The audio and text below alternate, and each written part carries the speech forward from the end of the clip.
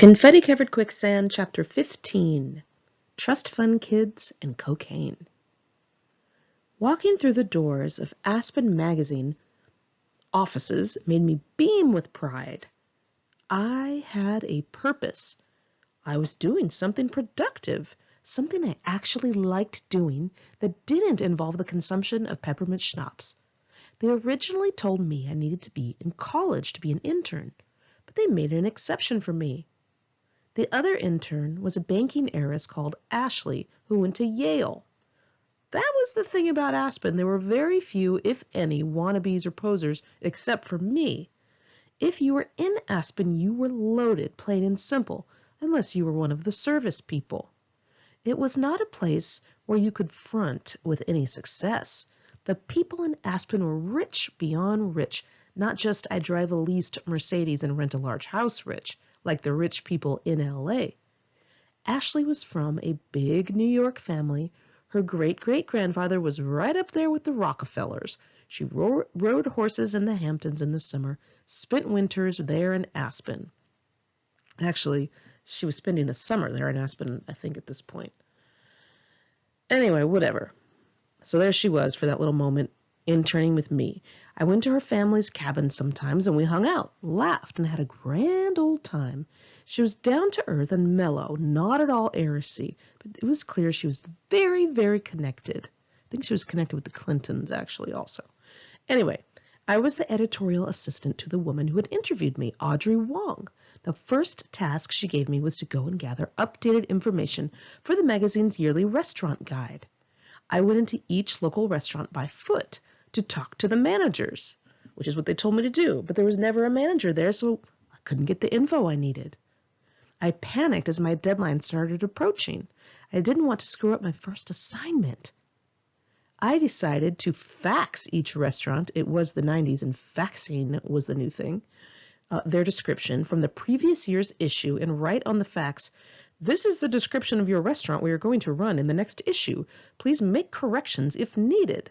Well, lo and behold, they all responded via fax, scribbling and circling words on the descriptions I sent them, crossing out old phone numbers and adding others. And within a few days, from my desk, I had a stack of updated information. I put the guide together and I met my first deadline. Whew! After that restaurant guide, I did the art gallery guide, which was more of the same. It was sort of a tourist guide for the spring issue, for those who wanted to know which galleries to visit. Audrey had me update all the contact info for the little blurbs. Then she gave me an assignment. I was to pick an art gallery that I liked and review it for the magazine. I was going to write something for the magazine? I started to sweat. Despite pulling some random info out of my ass on that bus with that boring college kid, I knew nothing of art or art galleries. I pictured them full of modern art, which I hated. I didn't think I would be able to find a gallery I actually truly liked, let alone write about one as if I were an expert. I finally came across one called the Omnibus Gallery, which was located in a little brick mall sort of area. It featured rare vintage posters and advertisements. I was intrigued. I was an advertising freak. I made my own little ad agency as a kid. This gallery was right up my alley. I went in and interviewed the owner, who told me most of their posters were from the time period of the 1880s to 1939, when stone lithography was big and when advertising was at its most beautiful. Looking through the fluid, beautiful colored paper, I sighed with admiration. The advertising was art, beautiful art. I went back to my desk at the office and wrote up a whole piece on the gallery without stopping. I gave it to my editor, who read it and looked up at me smiling. My story came out in the spring issue. I never felt so great. I saw it in the magazine racks at the market next to magazines like People and Vanity Fair. It wasn't some little paper flyer. It was a real glossy, thick magazine with huge Gucci ads. I learned something right about then. It was sloshing around with all of the alcohol in my body, but it was still there. I had spent many a night thinking, "It's not that easy," or "Someone like me can't do the things other people do." Well, It was that easy. And I could do the things other people did. I was supposed to go for it, even if I wasn't qualified, even if someone said I couldn't do it. I was supposed to at least try. I had another writing assignment that showed up in that issue.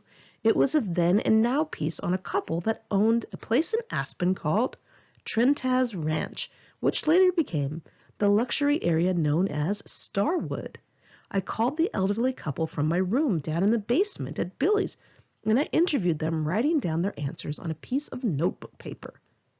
They reminisced about the early days of the ranch when they sold eggs for 19 cents, and they worked the land themselves. They talked about how crowded Aspen had become and how they were now running into former presidents when they went back to town. I took my notebook paper to work, I shaped it into a story, and I gave it to Audrey. She was impressed that I had completed it so quickly, and the magazine ran the piece. I have to add a little tidbit here because it is kind of crazy. Starwood later became the location of one of the most expensive pieces of real estate in U.S. history when a ranch built by a Saudi prince went on the market for $135 million. I'm sure since the 10 years since I wrote this, there's some bigger pieces of real estate, but anyway, a lawsuit was later filed alleging that the prince had built the property with bribery money taken from a British defense company for fighter jet sales to his country. Okay, so the magazine was not paying me, and I didn't mind, but my lack of funds sometimes put me in uncomfortable situations. I would often turn down lunch dates because I didn't have money, and I felt ashamed and embarrassed of my lack of table manners. I was also suddenly embarrassed of my shoes and my clothes. They were almost falling apart. The women around me at work were very well groomed, and I certainly stood out as shabby. All I had in my closet were the club clothes I had purchased in California, and I had never thought to buy anything classy or appropriate. It was at that time I realized that once again my look was all wrong. What worked in a dark, crowded nightclub did not look good in an upscale resort town in the middle of the day, and most definitely did not look good in an office setting. I tried to get some office clothes on my meager waitress salary, but I couldn't get much. I remember wearing this pleather jacket with no lining in it. It surely still had some sweat droppings on it from some 10-year-old sweatshop workers. I looked like shit, but I had drive. I was truly interested in my job. I volunteered to run errands for the art department to see how things worked. The guy in charge of the layout of the magazine let me watch him one day, arranging pages on his drafting board. I also helped the advertising department quite a bit, so I could get a peek into that world, but I found it was purely sales. They sold ad space and they schmoozed, period. I still worked at that waitress job on the other days of the week. I mostly hung out with a petite redhead named Samantha, who had transferred from the Seattle location.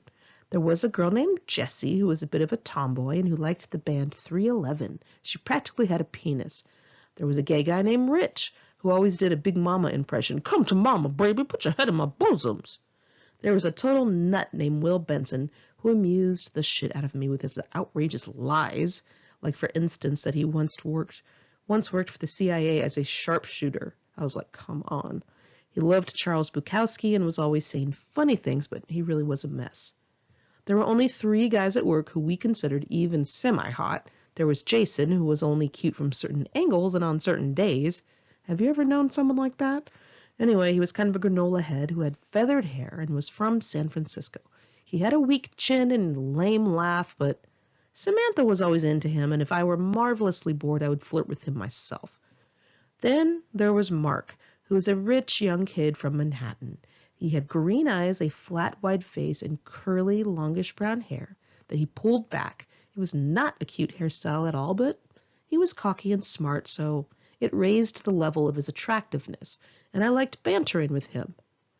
2 new kids named Dax and Harlan started working there during ski season, and I had a crush on Harlan even though he was a little young because he was tall and he had dimples. We also worked with a powerfully loud, obnoxious Texan named Laura Lynn, who used to get drunk and say, "Hey, y'all!" loud it could shatter glass on the other side of the country.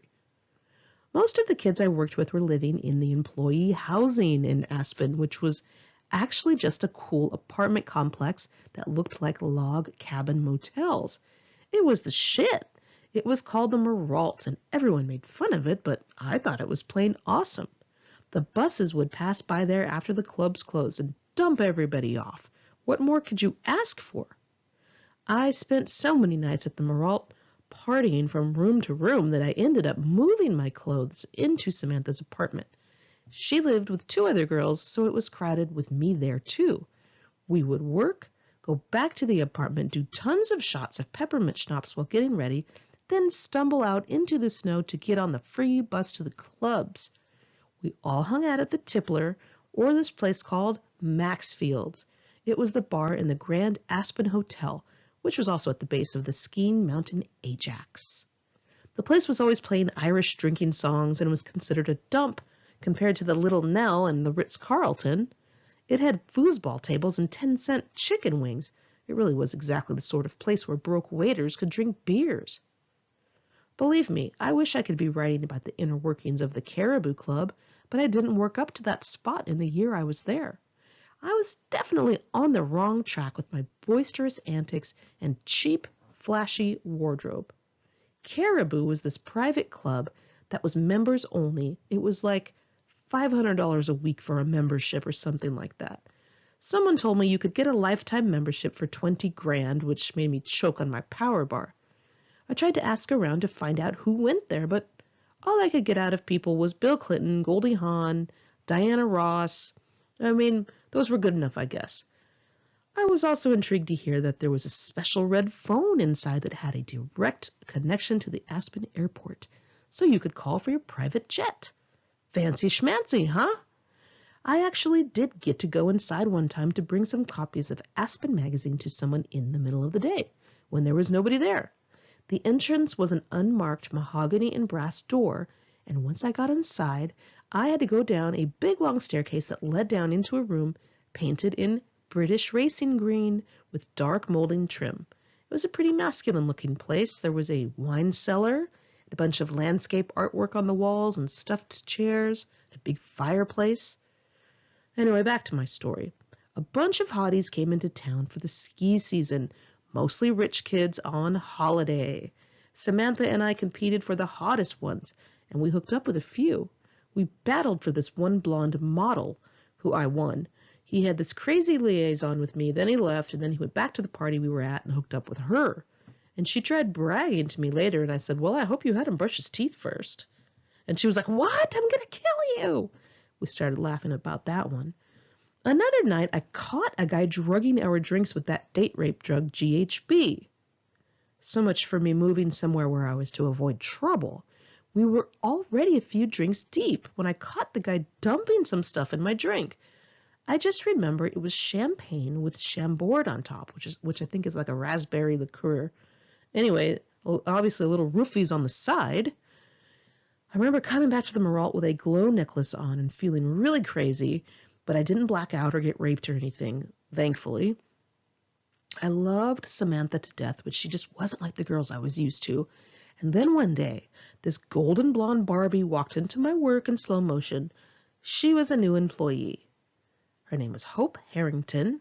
She had an upturned nose and frosty pink lipstick, piercing blue eyes, gold skin, gold hair, and a lavender clip holding her hair up. And she was fit and tiny and girly. I clutched my heart and I sighed. Finally, a girly girl. Hope and I became inseparable. She drove a silver BMW and played rap music and Prince, and she wore lots of pastels, and she had money. I was in heaven. I wanted to snuggle up to her like a cashmere throw. I had missed her type. She didn't live in the Maralt like the others. She had a big cabin in the hills of Aspen. I felt all tingly inside because I was such a gold digger and a looks digger. Even for friends. Geez. Well, I was thrilled to have found her, and I was ready to climb up to another level of the social circle with her. I wanted into the Caribou Club. I had plans. So I started hanging out with Hope. She had been dating the son of a very famous and wealthy international businessman whose name I will not mention. By the way, I know I'm being such an annoying name dropper in this book, but I have to write what happened, and forgive me. I also don't want to get sued, you guys. Anyway, so the businessman, let's just say he has either, I don't know if it's a banking institution or a museum or something, but there is a building named after this guy in New York somewhere. Let's just put it that way. Anyway, it was his son. And she was not only beautiful, rich, and fun, but she, number one, always gave me pills and vodka. Number two, drove me around. And number three, let me wear her pink clothes. And number four, let me sleep in her big bed instead of spooning with 3 girls in a twin bed in the Maralt. Got it? Anyway, so I was moseying along nice and content when I realized she was doing coke. I noticed her scoring it and doing lots of lines, and I thought, whatever, I'm an Aspen. Then I saw she started smoking the coke, and I thought, wow, she doesn't look like the type that smokes coke. But I ignored it, and I threw back more drinks. One night, she shoved some makeup at me and asked me to cover up the sores on her legs and her arms. I squinted, and I looked closer. She had tons of open wounds. Whoa, okay. Smoking coke must give you open wounds. Note to self. Started to notice her eyes were dead. There was nothing behind them. There was no soul, no emotion, no nothing. She was shut off completely. I was so wrapped up in her looks and her wealth that I had never looked that deeply before. I remember on the way to the Ritz one night, Hope stopped at the jewelry store she worked at in the evenings. She unlocked it, took some huge rings and bracelets in the dark, came back out to the car, and gave me a huge cocktail ring to wear that cost who knows how much. I was hammered, wearing tons of jewels that weren't mine, in the Ritz-Carlton, drinking for free. It was so crazy all of the time, I swear. Every single night I was thinking, how did I get here? I never got a chance to sit and regroup. I was always going, partying, writing for that magazine, going back and forth on buses. It was just insane. And that, my friends, was around the time I accurately started to see what Aspen was all about. Okay, how do I start here? Okay, so I'm an Aspen, initially partying with these average kids who were cool and drank and this and that. Yes, the guys in the kitchen smoked crack, and yes, the line cook dealt coke, but I mean, there was always one drug dealer wherever I went. I didn't think it odd. And then I met Hope, and I thought, okay, so she parties a lot. It always seems to be the big joke that there is a lot of coke in Aspen, but it was perfectly true. In the bars, they took big measures in the bathrooms. Some places drilled holes on the little shelf where you put your purse or spread it with Vaseline so people wouldn't lay out lines. I mean, this is a tiny town we're talking about. Even within the last decade, they are still having the same problems. They found a large amount of cocaine in the basement at the Wheeler Opera House. A drug deal was intercepted in the J-Bar at the Hotel Jerome. Police busted an Aspen car wash cocaine ring. Coke was downright rampant in that city. Drugs were everywhere when I was there, and the rich kids were consuming them with fervor. Hope introduced me to a guy who was tall and semi-cute. When I first saw him face to face, I thought, not hot, but then he started talking. Let's just say his name was Trust Fund Kid. He was young, about 20, and I was 23. He was unimpressed and he was cocky. Wasn't afraid of me at all. He grabbed my arm and said, come on, you're coming with me. And I laughed. I was like, I can't. I have to work in the morning. I don't have any clothes with me. That was my only reason. He said, well, I'll buy you all new clothes in the morning. And he wasn't kidding. I was intrigued with his cockiness, but I also thought, damn, I do need some new clothes. Bring it. The Trust Fund Kid was the son of a prominent socialite in Aspen. I never asked him about money, but he did blurt during an argument one time, do you know how much money is coming to me when I turn 25? He wouldn't be 25 for another 5 years, so he dealt coke to the locals in the meantime. This included his mother and stepfather, which always startled me. When I met his mother, she asked me if I wanted a bump of coke. I told her I didn't do drugs, but I didn't mind if she did. Trust Fund Kid lived with them until he ripped them off on a coke deal and they threw him out of their house. Since I was a total idiot, I was highly entertained and excited by his lifestyle, and most of all his attitude. He would walk into a market, snatch a bag from the checkout stand, walk through the place without blinking, fill the bag with whatever he wanted, walk out the door without paying for anything. I mean, he was nuts. I thought it was hot. I quickly fell for the guy, and I felt my heart flying off. I guess the blatant stealing of groceries and the dealing of drugs made my heart swoon. Shit, I don't know. What I didn't find hot was the fact that Trust Fund Kid also smoked cocaine. Most of the kids from Aspen did. They were the richest kids I had ever seen in my life, and they were behaving like total crackheads. I quit the restaurant job around that time because one of the cooks, some big red-headed guy they called Opie, started cursing me out in a vicious and threatening way, screaming in my face like he was going to punch me. I think I just asked him, like, if the desserts were ready or some normal thing, and he went just absolutely insane. Anyway, it scared me so badly. I shrank quietly and I tried to protect myself. I was just flinching, ready to get my ass beat. And when I realized I was not going to get punched, I walked away, took off my apron, and quit right on the spot. I got another job at the only pharmacy in town, Carl's Pharmacy, which looked like an Austrian Brauhaus. By the way, you guys, it's still there if you want to go in. Let me tell you about it really quick, and then I will get back to the craziness. I liked working there because they had Estee Lauder cosmetics. Estee Lauder herself had a house in town, and she was there quite often with her family. They also sold false eyelashes, so I was in heaven. It was sort of a mom-and-pop store, but people like Sally Field would come in, or Hunter S. Thompson's handlers. He was a recluse, so he never came out by himself. Anyway, it was like the town store. On Sundays, everybody would line up to get their papers because we had the New York Times shipped in, and people went berserk for it. We also had the Wall Street Journal and Barron's. People needed their papers, and they would get irate when they had to wait until I marked them off on the innovative system that consisted of 3x5 recipe cards and a little recipe box and a gnawed-down pencil. By the way, you guys, a lot of people wanted to check their stocks, and we did not have a cell phone or computers at that time in Aspen, so people had to go and buy the newspaper. All right, I have to tell you about the coworkers there so you can get a feeling for the place. I worked with a girl named Mindy who was totally nutso and poorly groomed. She was in need of a good bra, some laundry soap, and some decent shampoo. She wore glasses that she always pushed up on her nose. Then there was a rich girl named Bianca who was deathly pale and skeletally thin with damaged, dyed red hair. She always said she had irritable bowel syndrome. I must have heard about her bowels 1,001 times. She was dating the boss, and she got away with never coming in. There was a hot snowboarder named Chad who was half Filipino, had a couple of bleached streaks in his bangs.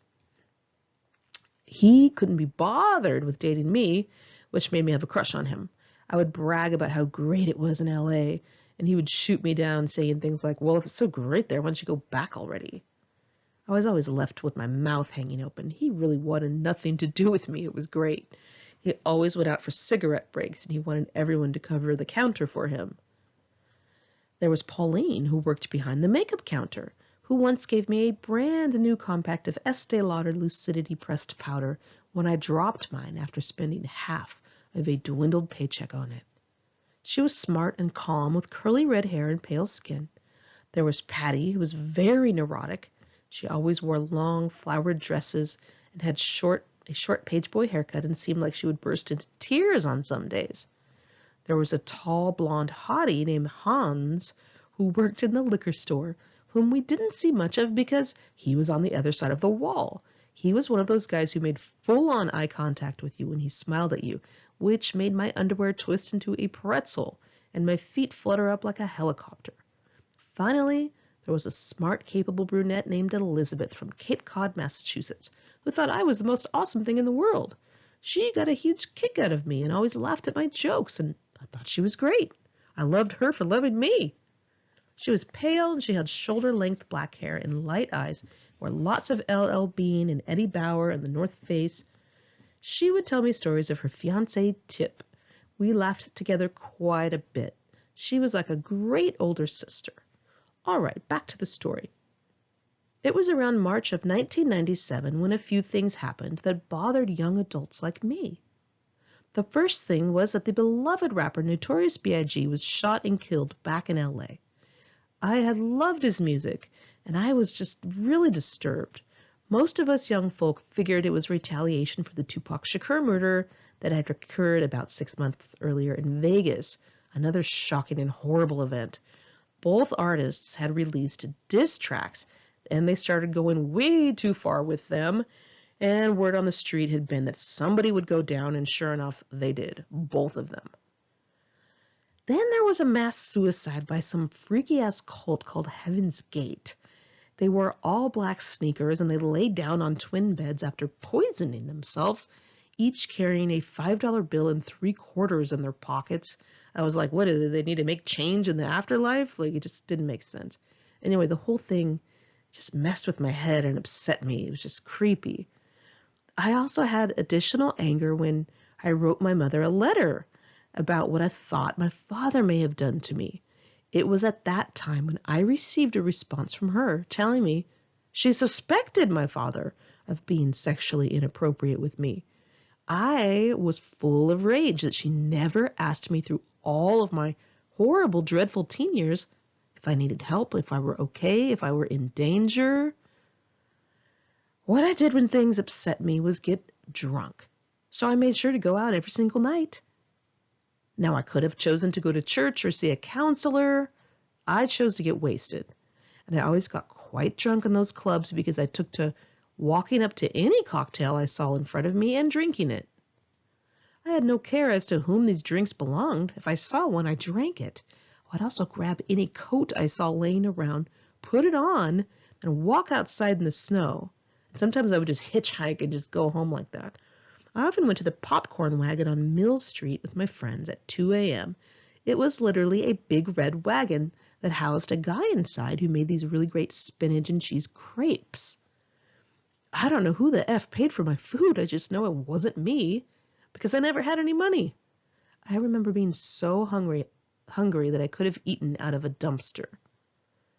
And I hate writing this because I'm still mad at myself, but I quickly lost sight of Billy and her family.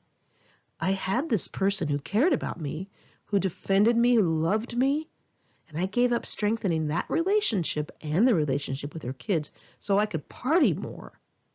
I had a chance to change my life and clean myself up and move in a different direction, but I was too intrigued with and tempted by my new surroundings. I went back to her house every week or so to do laundry or get more clothes.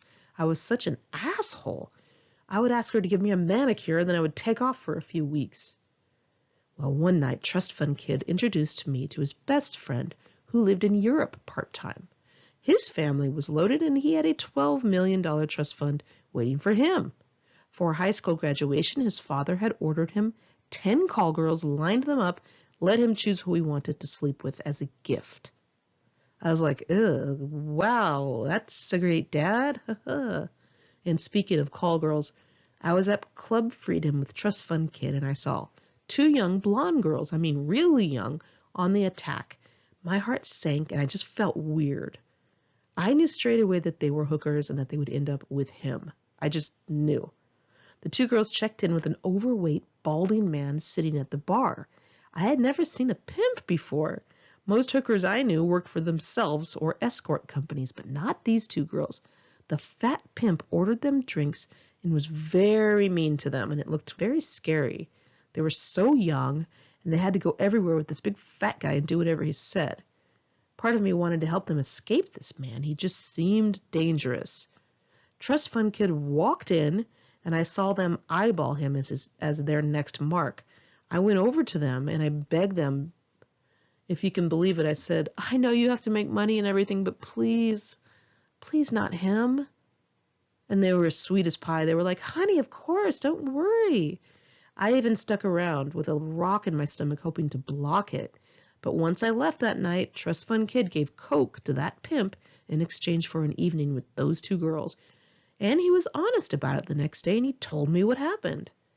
I started crying, and I promptly dumped him, only to forgive him a week later.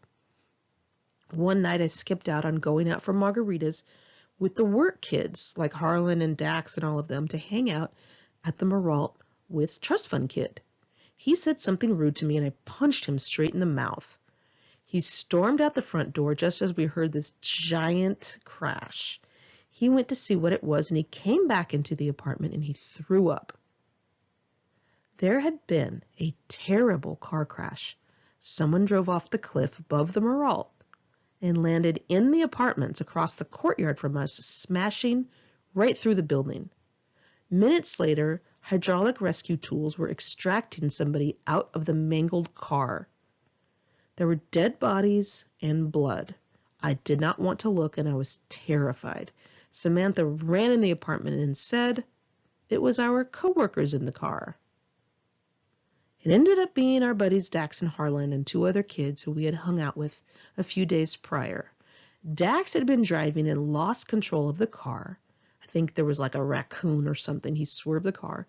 He and one of the other kids actually survived the accident, but the second guy and Harlan did not make it. They were killed instantly, and I think the worst thing I have ever seen was Harlan's funeral.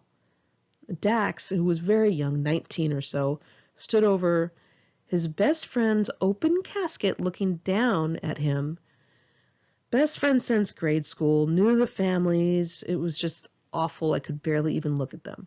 Harlan's head was put back together for the viewing, and Dax had part of his head shaved from a surgery. He stood up and he apologized to everyone, to Harlan's family. He took full responsibility for killing him. It was just, I don't even have words for how heavy this was. Things were becoming harder for me because I was heartbroken over Trust Fund Kid almost every day, and I couldn't think straight. And the heartbreak would end with some bold move on his part, like grabbing me in the rain in the middle of traffic and kissing me like a movie star. And one time I didn't have the appropriate shoes for something. I remember him saying, "Who cares? I don't give a fuck. I'll take off my shoes. I'll go all the way over there in my socks." He kicked off his shoes in the air without even glancing as to where they were going to land. I remember one shoe sunk into some bush, and the other one went out of sight somewhere. He picked me up, he threw me over his shoulder, and he walked to wherever we were going in his socks. Never even turned back for his shoes, and it thrilled me. I admired people who didn't give a fuck, and this guy certainly did not. I was a sucker, a total idiot, allowing things to occur that I would have never normally accepted. I was in some sort of a trance. When I was working at Carl's pharmacy, he would bust through the doors, nod his head at me, walk straight to the cigarettes, grab some and stuff them in his pocket. Then he would go steal some lotion, some snacks, and whatever else he wanted and walk out of the store. He would not even attempt to hide what he was doing or even look up. The man back in the pharmacy, who had been there for 40 years or something, stopped even scolding me for Trust Fund Kid's thieving. He quietly marked all the items on a piece of paper and took them straight out of my paycheck, which would leave me with these measly $60 paychecks. And it got worse. I would hand over the $60 for Trust Fund Kid to pay his phone bills at the Tyrolean Lodge down the street, which was this Swiss-themed hotel in which he would sit around and smoke coke. I would walk over there after work, and he would grab my compact and stuff a baggie of drugs inside and tell me to hold it there because he had a deal to do. I was partially thrilled and partially pissed. Things were getting insane in town. Hope was getting sicker and sicker and more spun on coke, and I was exhausted from keeping up with her and Trust Fund Kid. I was completely screwing up my internship. I had to write a piece on the bar at the Ritz, I believe it was, or maybe it was the Hotel Jerome or the Little Nell, I don't remember, but it was about the new tequilas that were coming out. They also trusted me to do a restaurant review in which I had to eat carpaccio, which is completely raw meat. I had my little tape recorder with me, and I was buzzed about trying to do the review. The chef and the manager were treating me like royalty, trying to get a good write-up, but I nearly barfed. My editor read my review and wouldn't run it. I partied harder and harder and stayed up later and later, soon becoming so burnt out that I could hardly stand up straight. And as spring became summer, I decided I needed to move on. I still kicked myself for leaving that magazine and my wonderful aunt, but that's what I did. I thought that I would have more journalistic opportunities in a big city. I wanted to try getting an internship back in California, or that is what I told people at least. The truth was, I was getting too wrapped up in that trust fund kid and his world of drug dealing, and I saw bad things for my future if I stuck around even another month. I didn't want to tell him I was leaving for good, so I told him I was just going to visit LA and I would come back in a few weeks. My heart was beating wildly because I knew I would never see him again. Samantha agreed to drive me all the way back to LA. We stopped and bought the new Spice Girls single, Say You'll Be There, and played it loudly, screaming and whooping and being all around idiotic. Samantha had a bunch of coke to do the night driving, and it was totally acceptable in our town and our crowd, so I wasn't shocked. But I was shocked at myself because I wanted to try some. Now, folks, I will be the first to say I was a complete moron, but I'm here to tell you the facts. We went into this little mini-mart gas station type of place in the middle of nowhere. There was a big, huge cartoon of a beaver or a chipmunk or something on the side of the store, and the sun was about to set, so everything was gloriously bright and golden. It was hot out. We were wearing tank tops and shorts with our hair in clips, and we probably had some kind of glitter body lotion or blue eyeshadow or something. It was very cheesy back then. Anyway, Samantha and I walked into the bathroom, into a stall. She chopped up some lines on the back of the germ-infested toilet tank with her ID. She rolled up a dollar bill and snorted one of the lines. It disappeared into her nose, and she laughed. She handed me the dollar bill. What the hell, I thought. So what if I had made it through my entire duration in Hollywood without doing drugs? So what if I had just made it through living in Aspen and managed not to do drugs? I was curious. I felt there would be no way I could continue on with the drug once I got back to LA because I would not be exposed to it. I thought this would be the perfect time to try it. It would just be this once. I bent down and put the dollar bill on the porcelain tank, and I think I only snorted half of the line because I was scared I would get too high. I felt it hit my mucous membranes. I stood back, I looked around the stall, and it didn't take me long to feel completely euphoric. I'm talking rainbows shooting out of my ass. I felt like I was going to burst with a combination of contentness, happiness, joy, and self-confidence. I also felt brave, overly brave. I wanted to do something crazy. I looked at Samantha and said, "Let's go rob a liquor store." I was dead serious. I felt like I was gorgeous and funny and witty, smart, sexy, unstoppable. I felt like nothing could hurt me. I felt superior. I felt sort of like a superhero. In a way, I'm glad I tried coke. It made me think differently. I no longer assume someone wouldn't do something because it's too crazy. Often I would think, oh, no one will try and break in my car. It's the middle of the day on a busy street. Wrong. A drug addict thinks it's a great idea. Everything sounds like an awesome idea, even the very worst things. So basically it taught me that there are people walking around who don't apply regular common sense to their actions. Lots of people. It made me see how someone could strip in front of strangers, how someone could become a criminal. It was the glimpse into the mind of a bad guy. But at the time, it was just plain euphoria, and all I could think about was doing it again. I wanted to feel like that for the rest of my life. I couldn't remember ever feeling that good and confident and thrilled. I begged Samantha to find us more. She said there was nowhere she knew of to get more. We were in the middle of nowhere. I could see how someone would go to crazy lengths to get drug money, because that is what I felt like too. I don't know if it was just really good Aspen Coke or what, or maybe it was because it was my very first high, but I know I loved it. Was I going to become a drug addict?